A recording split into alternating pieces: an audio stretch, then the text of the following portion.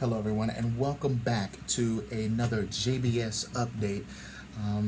You all know about the John Birch Society, how that we are a group of people, proud Americans, who love freedom and who know that America is not a democracy but is a constitutional republic. I can't tell you how many people, professionals, I'm talking about anchor people and even those that call themselves conservative, how that they say that they are democracy. They are a democracy, or Americans are part of a democratic republic. And it just cringes, right? You just cringe when you hear that because you know that it isn't true. But here is an update from the John Birch Society that I'd like to read to you.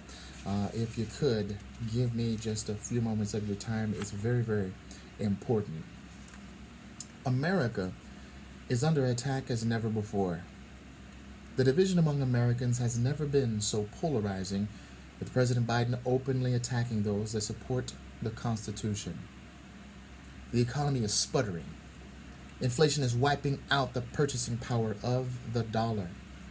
The average American is struggling with higher prices on everything and playing the politics game of R versus D. That's not going to save the country.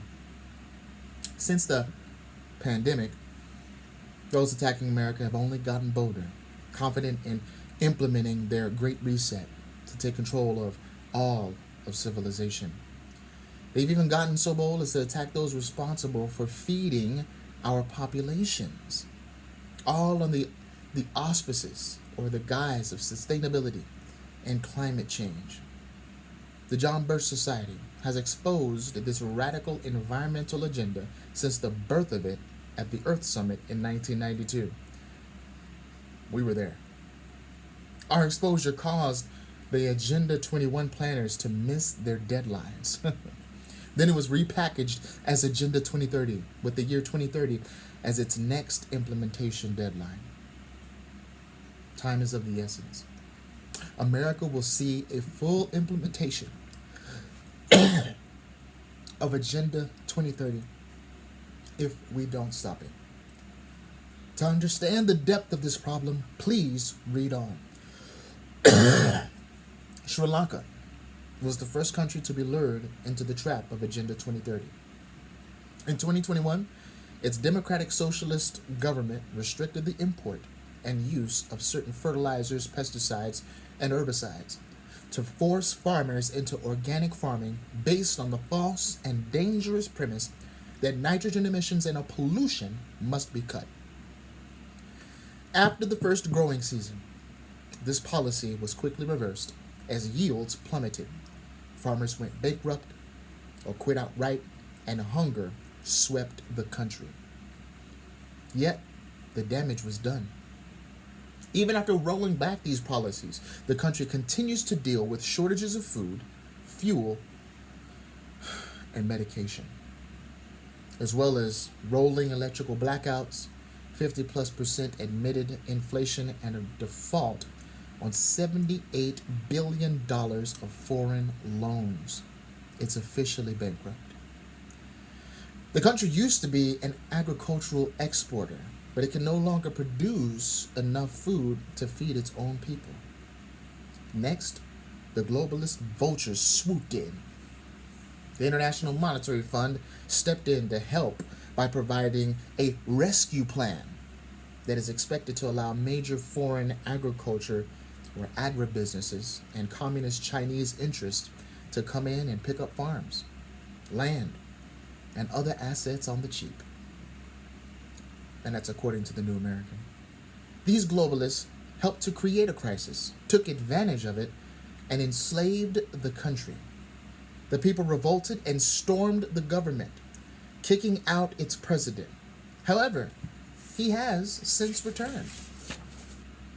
Unfortunately, this madness didn't stop in Sri Lanka, but moved on to the Netherlands, the world's second largest exporter of agricultural products. The Dutch government fully acknowledges that its actions to meet the climate goals of the European Union will cause about 17,000 farms to just disappear by 2030. That's 1 in every 5 farmers they can expect to be run out of business, while 1 in every 3 will be forced to downsize. The government is offering buyouts, but for those that don't comply, the government has actually threatened to seize farms. Then, this insanity moved on to Ireland and Britain before jumping the Atlantic Ocean and landed squarely in Canada. In July, Prime Minister Justin Trudeau announced a fertilizer cap to reduce emissions by 2030. There's that date again. Withholding tools from farmers that they need to maximize production and yields will only result in shortages, dependency upon imports, and expanded government. Ranchers and farmers in the American West have been under attack for decades, being forced to comply with a radical environmental agenda that favors nature over humans while taking away property rights. Yet, our Midwest farmers are facing new attacks closely mirroring those we are seeing internationally. Members of the John Birch Society in Iowa are experiencing this firsthand. As part of the globalist climate change scheme, carbon capture pipelines are being planned across 5 states. At least one of these pipelines will be 1,300 miles long and is supposed to capture carbon at ethanol plants and then be piped into stored 1 mile underground, traveling across thousands of acres of privately owned farmland. Landowners have received notices trying to convince them that it's in their best interest to allow easements, or the private pipeline company would undertake methods to seize it. Are we in a banana republic? This isn't some public utility that has the force of government, yet some of the local governments are capitulating. They're kowtowing. They don't know how to protect constituents. One Iowa newspaper even reported that local governments have no legal power to stop carbon dioxide pipelines. With the leadership of JBS National Council member Tom DeWeese, Iowa members are proving the statement wrong. They rallied behind a game plan to teach elected officials that they do have the power and responsibility to stand up to these bullies. If it wasn't for the John Birch Society, these pipeline companies may have just rolled right over the property rights of these landowners. With roots down into local communities, our national organization can quickly provide the leadership and tools needed to win on local projects. Members don't just read about these global initiatives. They come face to face with them in their own communities and work to stop them, and many times do. And if it wasn't for your generous support, this issue may have been a missed opportunity. Tammy Gopsa, our Iowa coordinator, was hired with funds directly generated from previous appeals and donor support. Had you not been there, we might not have been there for these farmers, so your support is super critical. Escalating the attack on American farmers, the Biden administration's Securities and Exchange Commission has proposed rules to force farmers doing business with a public company to track all the farmers' emissions. Farm associations and congressmen on both sides of the political aisle say this may lead to the bankruptcy of many small to mid-sized farms, allowing the globalist big business to swoop in just like in Sri Lanka. Did you notice the plan? Government-induced crises get unconstitutional government solutions that grow its involvement and control. Largely due to the sanctions against Russia, as well as the fragile globalist created foreign dependent supply chain, fertilizer is in tight supply. Yet the head of the U.S. Agency for International Development expressed her glee at this shortage as an opportunity.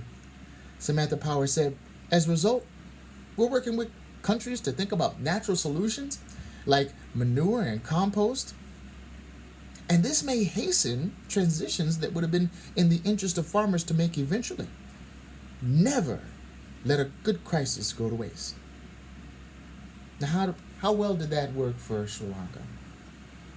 How far will it go in America? Keep in mind, we have a federal legislature and deep state bureaucracy devolving us into a third world country via the United Nations initiatives. Food prices are already high, and it's only predicted to get worse. You know how it goes. During the run up to an election, prices drop slightly and then skyrocket afterwards. America's in a real mess, but it'll only get worse very quickly without the John Birch Society. The progress we continue to make on our mission is directly due to the resources we can raise to keep our organization moving ahead during this most critical time. Your and the overall membership's previous support has meant the difference in weathering the many storms that have hit America within these last 3 years. Your generosity has made the difference of being able to expand the field staff, the supporting headquarters staff, and because of this, to make key progress in so many communities across the country where we have active coordinators, we have active leadership, membership, and progress towards mission. Adding staff means more of all of the above. And I'm not going to read the rest of it. I just want to let you know how important the John Birch Society is and that you become a part of the team. Listen, we have meetings every month. Every third Friday of the month, we're going to be having Zoom meetings where we will be talking about how to stop the tyranny constitutionally, legally, and ethically. And so I definitely trust that you'll join us. If you need any more information, please comment below. God bless you. You take care.